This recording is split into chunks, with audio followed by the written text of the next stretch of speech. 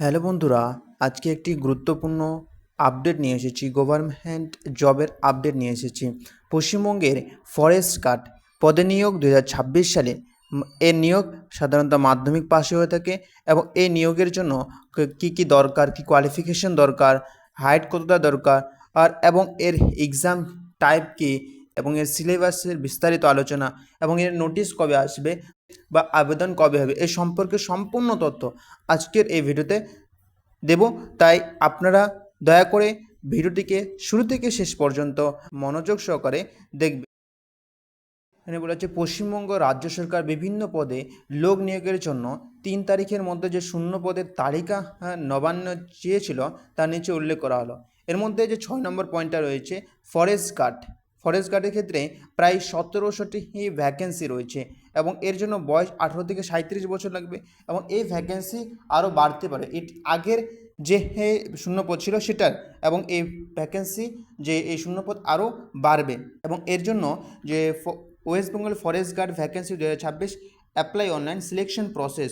West Bengal forest guard 2026 notification online form and exam date. West Bengal forest guard vacancy 2026 provides a golden opportunity for aspirants seeking stable government jobs.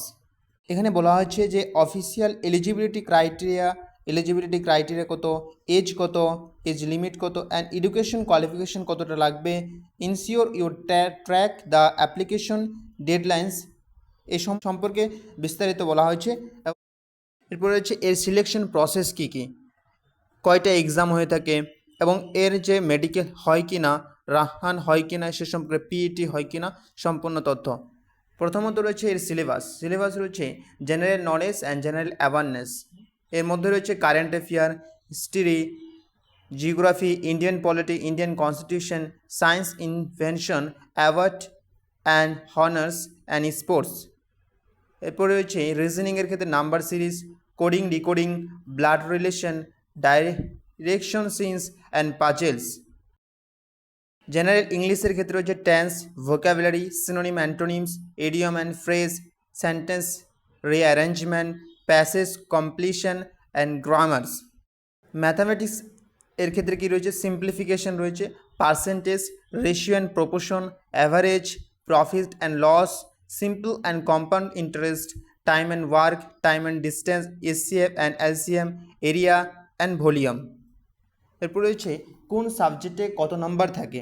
সাধারণ সচেতনতা বা general অ্যাওয়ারনেসের ক্ষেত্রে 30টি প্রশ্নে 30 নম্বর থাকে, ইংরেজি 20টি প্রশ্ন 20 নম্বর, প্রাথমিক গণিত 30টি প্রশ্ন 30 নম্বর এবং যুক্তি রিজনিংয়ের ক্ষেত্রে 10টি প্রশ্ন 10 নম্বর এবং এর নেগেটিভ মার্ক রয়েছে 0.25।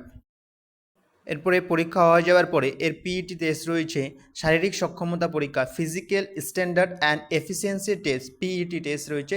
লিখিত পরীক্ষায় উত্তীর্ণ হলে শারীরিক সক্ষমতায় পরীক্ষা নেওয়া হয়। পুরুষদের জন্য 4 ঘন্টার মধ্যে 25 কিলোমিটার হাঁটার ক্ষমতা থাকতে হবে এবং মহিলাদের জন্য 4 ঘন্টার মধ্যে 16 কিলোমিটার হাঁটার ক্ষমতা থাকতে হবে।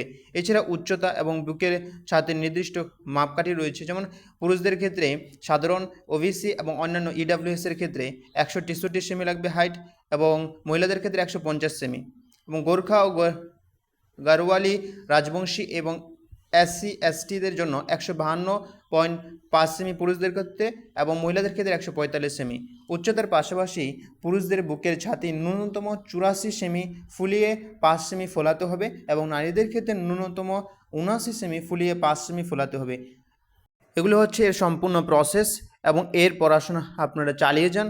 খুব শীঘ্রই এর নোটিশ আসতে চলেছে এবং এই সম্পর্কে পিওয়াইকিউ পাওয়ার জন্য এবং চ্যানেলটির সাথে জুড়ে থাকো, সাবস্ক্রাইব করো, লাইক এবং শেয়ার করো। ধন্যবাদ।